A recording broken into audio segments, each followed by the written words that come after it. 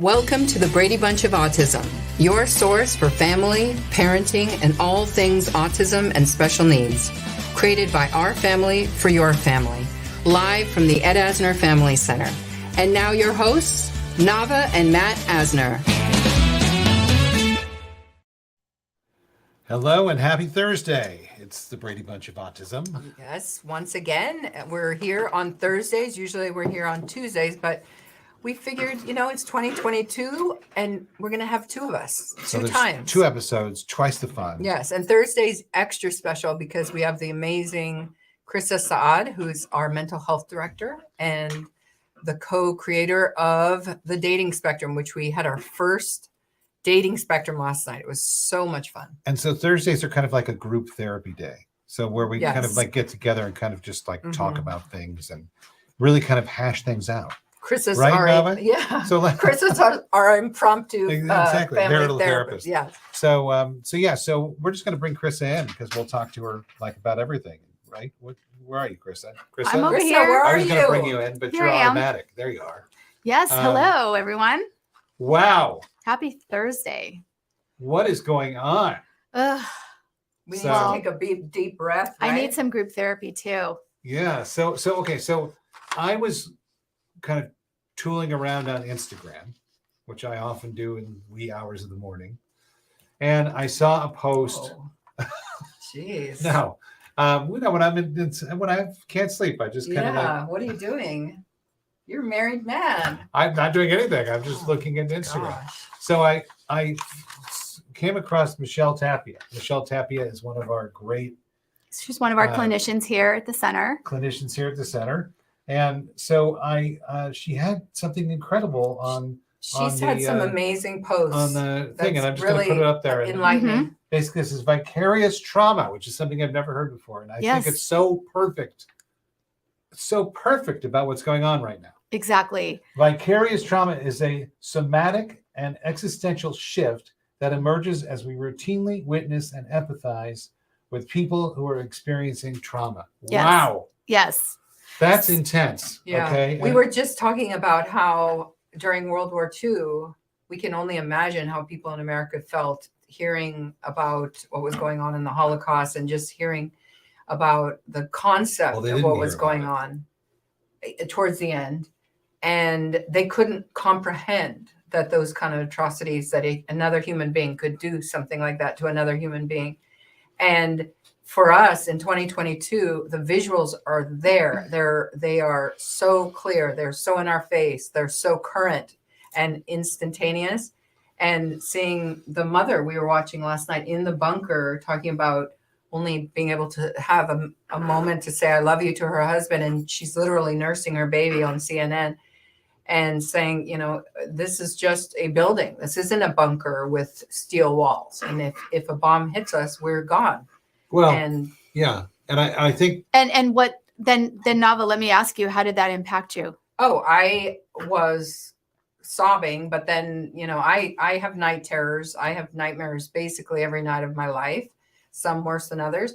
But I mean, I've had horrible night terrors in the last 2 days. And for me, it's like seeing that woman and that visual really, to me, being a mom of 4 kids and seeing her in that state was very, very hard. And So that's part of what Matt was describing is the vicarious trauma. Is that and the way to describe it, if some of you don't know exactly what that means, is that our human brain is very vulnerable and can be negatively impacted by these traumatic events. And even if we haven't personally experienced them, just as your story, but it feels that way, and we start to take on some of the characteristics as if it actually occurred. So the feeling, the sensation of what is that woman going through, to have to say goodbye to her husband, or to have her baby in her arms, and to walk away and get on a train with hundreds of other people, not knowing. So that's all of the things that you might be, wow, what would that feel like? And then you start to feel it and you start to hold that trauma or PTSD in your body. Yeah. Well, and I think it's interesting because I've always been told, kind of limit your news, don't watch the news, don't watch the news. But when something like this big is going on, I think it's really hard to not watch the news. Yeah. Because Absolutely. I mean, I want to know what's going on. Yeah. I think it's important. Actually, I think it's important to know what's going on. It's not the right time to put the blinders on right now. Yeah. So how do we balance that? Hmm.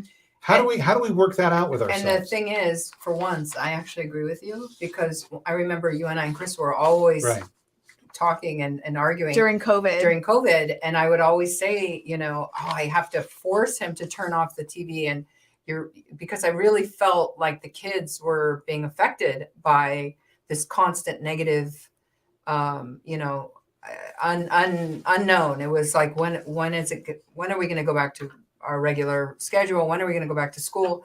But this feels so different. And, it's such a personal thing. All of my family, Pasquit's side and Goldberg's side, came from Chernobyl. And I feel very connected to what's happening. Well, it's just very, very different. And like you say, I want to know what's going on. I want to know that my Chabad friends are okay. And it's very, very hard. And, it's hard not to feel helpless, because you want to help Right. them. well, isn't it interesting though? I mean, we've spent 2 years of polarization and going back and forth, and what side are you on? What side are you on? Oh, your side sucks. Oh, your side sucks. Constant reminders of why you're wrong about things, why you're right about things. Hmm. And all of a sudden something has happened in the world where really there's no polarization. I'm not going to say there's no polarization, because there certainly are people who, I don't know who, but there certainly are people who probably agree with what's going on. I don't know. I don't know Well, what I'm saying. I think, Matt, what you're saying though is, and when we go back to this, because I used to tease you that you watch the news too much and you're always Yeah. quoting numbers and statistics of the COVID. And then I was like, I don't need to watch the COVID news Yeah. all the time, but this is very different. Just Yeah. like Nava said, I have to go home Right. after a long day and put the news on and get my Yeah. dose, because I need to feel connected somehow Mhm. to what's going on. And I really feel like it's becoming more of a Western or Western European sort of global connectedness. Right. And we are pulling so much for the Ukrainian people and looking at the humanitarian effort that's Right. starting to begin. And we're so enraged by how can a leader of a country like that just do something like this, Right. And there are inspiring stories going on too. I mean, Yeah. there's Zelensky, who's really kind of Mhm. come into the world as I guess a hero. And Well, the picture that's circling boy, I'll tell you. around is him in the uniform, the military uniform, Well, saying, "You're not going to see the back of my head. You're going to see my face." well, not Yeah. only that, that I don't need I need ammunition. I don't need a ride. Yeah. Mhm. This is the kind of guy. I think we all kind of look at him and think, God, everyone hopes they're like that under pressure.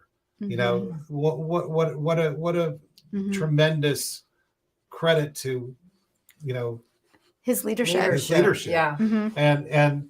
But I look at what's going on, and I think there's all sorts of they're tossing around nuclear weapons and the possible use of those. That's scary to me. Yeah. Well, now it just brought you in. It just Yeah. affected the entire planet. Well, of course. It's Yeah. not just over there. It's Right. could potentially be everywhere. And I think somebody posted a picture for us. You're a history buff. I'm the Yeah. opposite. Anti-history buff, whatever. I needed that visual to see that there's Russia and there's Alaska, and it was like Right. they would just have to toss something over that little body of water. And I think for most people like myself who are history clueless, not history but geography clueless, the idea that Russia is that close is really Mhm. an eye opener, because you think of Russia and you think of it being on the other side of the world. Mm-hmm. And Right. but I think you're right that we're united in our horror. We're united in our wanting to do something, and we're united in our stance to protect these families and these displaced peoples. But that's what trauma can do. It can unite Yeah. people. Like you just brought up the Holocaust, okay? Mhm. All of the stories and all of the families that you know personally Mhm. and the stories that you've heard in your Our own families. families, Yeah, that is getting activated in you right now. for sure. So that's sure. that's what PTSD does. That's what Mhm. trauma does. So when Matt says this vicarious traumatization from the news, it could happen to anyone, a person of domestic violence or a person with physical abuse or a child or sort of physical sexual abuse or anything can get activated. Now for us, we're being a collective unity somehow through this trauma, through this PTSD, and we're really I mean, this time thoughts and prayers really means a lot. Yeah. I mean, I think consciously or on a smaller scale, thinking about Ukraine all day. Yeah. And so Matt's right. How do you sort of reduce some of that? This is not a time to be, I'm going to turn the news off and just be blind for the next month. How do you limit it? And so balance is everything, right? So you can also take time out and say, I've had enough. I've had about an hour or an hour and a half. I'm going to take a little walk, or I'm going to read some of my book, or I'm going to call that person back, so that you're redirecting yourself. I think especially when the kids are with us Yes. at home, Mm-hmm. because there are words being thrown around about nuclear.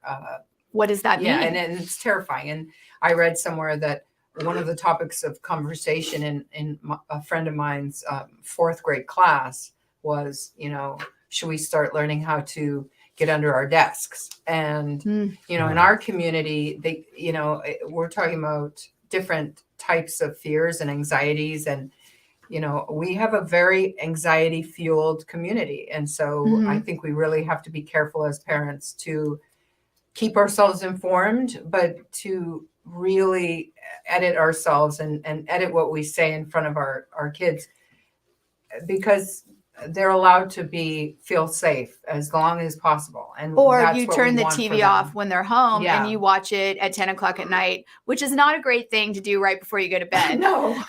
So how, We learned the hard way. how do we get it out of our heads? yeah, so you I want to mean, I- redirect yourself to more positive activities. So how, Yeah. how Go does for a one? nice run, Maddie, How with do- your dog. Yeah, there you Take go. your How does dog one and go do that? running. Yeah. Yes. You could watch a show or a little snippet that provides you with hope and joy. Yeah. You can turn on the Calm app or the Headspace app and have them guide you through some type of reduction of anxiety. Yes. So the Netflix has all of the Headspace. Netflix. The The Netflix. Netflix. You sound Ukrainian. Yeah, there you go. Has all of the Headspace stuff. Yeah. So For there's me, Carissa, it's watching really graphic serial killer shows that calms me down. it calms you down. Yeah. What about that? What is the I sensation? don't know. I think it just, I love the psychology of figuring out why a person is created or turns into a monster, from this perfect little child to, Well, but in the end, Ted That's Bundy. that's what we should all watch to uplift ourselves. Yeah, that's what I should out of watch. well, this, wait, hang on though. Does the show, is it usually about like a Ted Bundy and stuff like that? Oh, that's, my favorite are serial killers, psychology of serial killers. But they've Mindhunter. usually been prosecuted or found out or through the Caught? system Is or it in- caught, Not right? Well, yeah. So I maybe guess. there's some sensation of Sick. justification Right. in that, and that you can align yourself with that. Oh, this dude went down. Is Yeah, it in the you know, analysis? I do of have it? a vendetta, not vendetta. What is it? Vigilante kind of mentality. Oh, And yeah. then maybe that makes you feel better. That person paid for their crime. Is it so- in the analysis of it?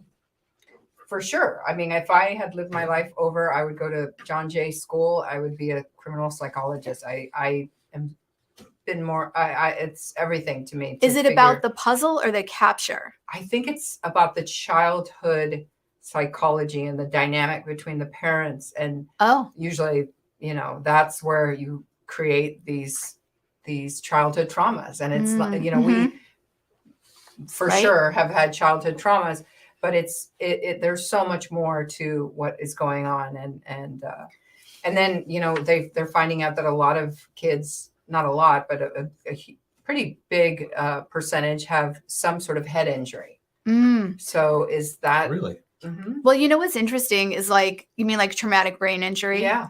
Well, what's interesting is that as soon as all of this stuff started, I was really curious, how did Putin come into power? How did Zelensky? Am I saying his name right? Yeah. How did he come into power, and what is his backstory? So I am intrigued, but in the world of psychology, I always want to know people's backstories and how they couldn't be more different. Right. Zelensky and Putin. I mean, Zelensky was an actor. He was a comic actor, and he became president. But Putin was in the KGB. in the KGB, I guess. And I read a lot about that. So, but he had issues with his parents, I believe. He was his parents. Something about abandonment. They abandoned him at a very early age. They're comparing him to the H word. There you go. So, well, I mean, so that says a lot about him. I mean, that's not. And I was kind of curious. Like, my mind goes to: does he have a family? Does he have a wife? Does he have children? Does he know what he's doing? Yeah. To thousands, millions of people. Does he have a wife? Does he have? I don't know. He does have a wife. Does he have children? Yes, he has children. I have no idea. He does. He has a wife and children. I couldn't find out that he has info. 2 children. 2 wives and 2 children. 2 children. Okay. Oh, Maddie. So, but this sort of PTSD also can connect you, in other ways. But coming from the news, plus the news is so, let's feed them this. What should we feed them today? So it is so overproduced, over-slanted. You get different stories with different news channels, right? Well, the interesting thing about this, though, do you feel like this one's on point? Well, I mean, I haven't watched. Well, I told you a story today that spectrum of news, you but didn't know, and you've been watching nonstop. So yeah, this is right. I mean, they're definitely showing. Nava told me the story that a lot of Black Ukrainians are not getting into Poland sanctuary. Oh, and they're being told it's only for real Ukrainians. That's a terrible thing. That should be on every news. That's a story I have not seen. See, there you go. And that shouldn't happen. But I do think that there is a universality in news right now, at least in the West, that the reporting is definitely pro-Ukraine, I would say, for the most part. 100% I of don't think Ukraine. I've seen anything that has been pro-Ukraine. Well, what's going to be really interesting is, today's Thursday. I'm sorry, I mixed up my days. But anyway, it's from your PTSD of watching too much. Yes, yeah. So, but anyway, yes, this is a huge topic. People feel drawn to watch, like Nava said, maybe just negative news or stories that make them feel pretty bad. And it might be a connection to how they might feel normally, and that they feel this way. And maybe it's like, wow, that person's life is really bad. I'm not so bad then. Maybe it's a way to bump them up. I definitely think that there is an overarching what do I have to complain about? Look at this woman in this bunker. Look what at do their I have to tragedy. complain about? Yeah. Look at this family. And that's always, I think, being grateful for what you have. Growing up in the nomadic way we grew up, we've went to so many third world countries, and in the Kardashian kind of world that we live in, it's like people don't know how lucky we are living here in America and having and I think that part of it is a positive, that we should be more grateful. But what's so hard too is that the Ukrainian people look like us. They sound like us. They're westernized. For 30 years, right? They've had democracy, right? So I mean, I saw a lot of 30 years. I think it's 30 years. I saw a lot of the ladies have curly hair like me. The fashion, I actually follow a couple that were veterinarians. This is a very sad story. I've been following them for a year. They're veterinarians. They have adorable animals, and they were always trying to better the animals, and taking care of all the animals in the Ukraine. They just were about to open their own veterinary clinic and their own sanctuary, and they were 1 month away from doing that. Now this couple lives in Odessa. Oh my God. And every time I hear that word, and I've been writing to them for the last 3 or 4 months, and they're like, we're okay. And then here it is on Instagram.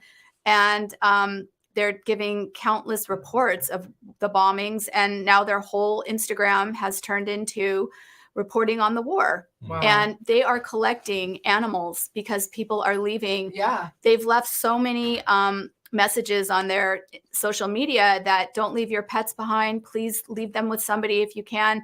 They now have 30 dogs in My their God. sanctuary. Oh, wow. And they took foreign students that had to leave the country, found them and said, please take care of our animals.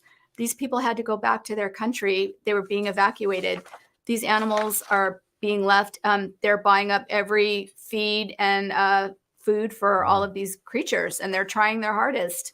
So how do we talk to our children about this? Well, that's a great question. I've asked, so a lot of my clients this week that I've checked in with, I said, have your children been asking you questions?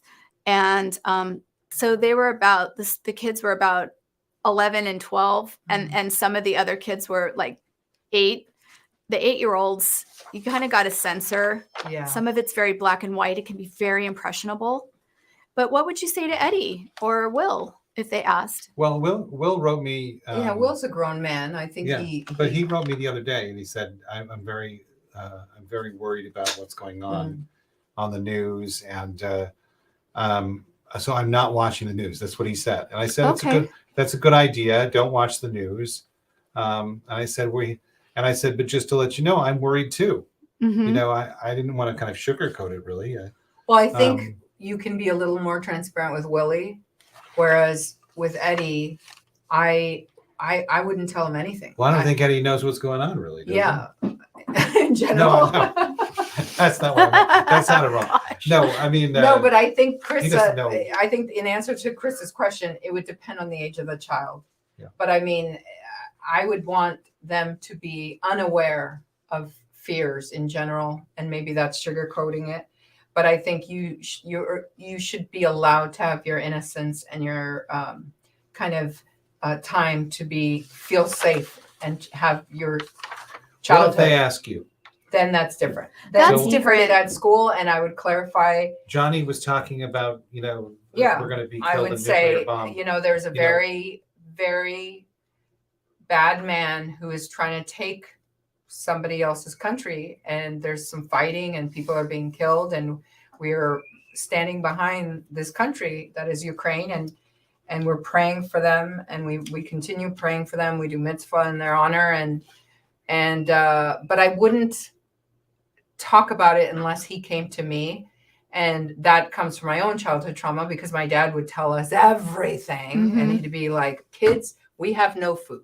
What should we do? Let's all talk about it. Let's figure out this together. Mm-hmm. That's a lot of trauma. No, I mean, I think there has to be, I think kids should be allowed to be kids and feel safe for as long as possible. And it's our adult responsibility to hold that load for them and give them that time. And I So wish you're I had saying had that censor. time. You're I saying wish I had had that time to be a kid and not worry.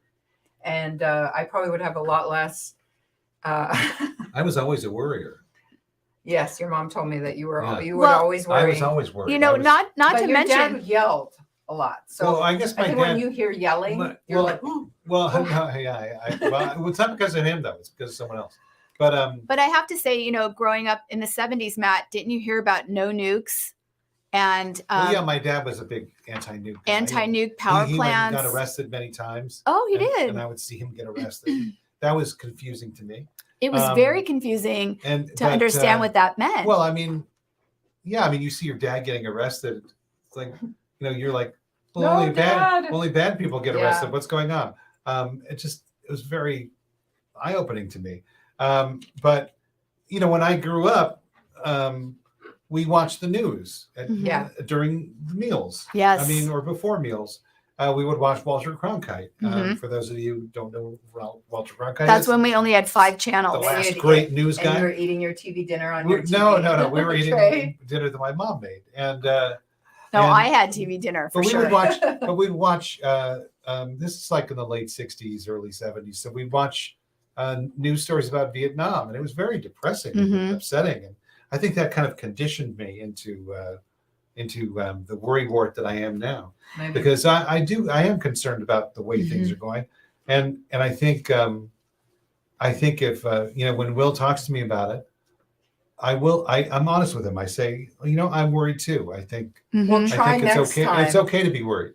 Try next time to end it with, but we're going to be okay. Oh, I did tell him. And everything's did going to tell be him that. okay. And, Mhm. you can feel safe. I'm going to keep you safe. That is what I said. Okay. Yes. So Yes. So we only have a few more minutes. I'm going to. Already? Yeah, We're done. I know. Oh, my We could go on goodness. forever. But I wanted to talk about what's happening at the center this Sunday. We're reopening. yeah, And So I'm really exciting. excited about what's going on? I'm really excited about Fun Times with Aviva.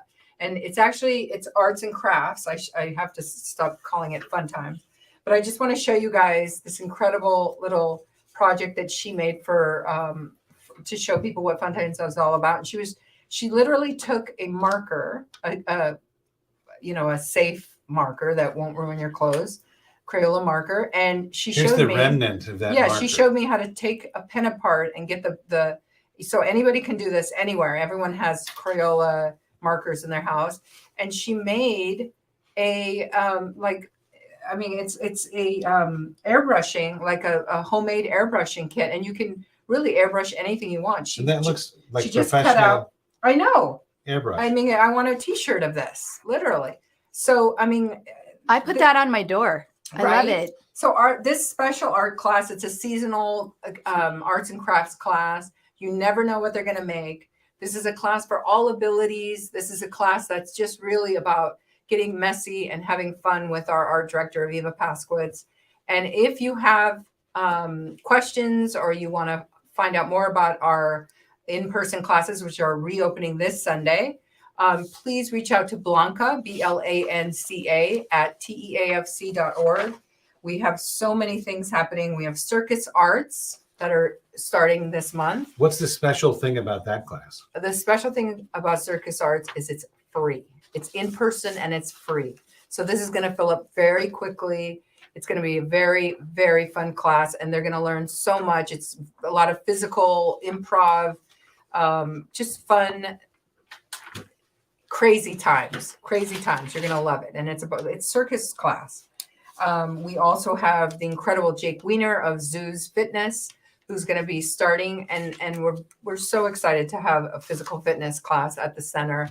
And Jake Weiner is the best of the best. He is so together with our community. He's so connected to our participants, and he makes physical fitness fun. That's the most important thing, because if it's not fun, they're not going to want to do this. That's and right. So many of our kids, including my Eddie, really need to bring some physical back. I mean, COVID really had an effect on our kids. And so there's so much more. Just go to www.teafc.org and find out all about our amazing March lineup. Choir with Judy Langdon. We have choir. Yes. And this year, this version of our choir is going to be a little more mix it up.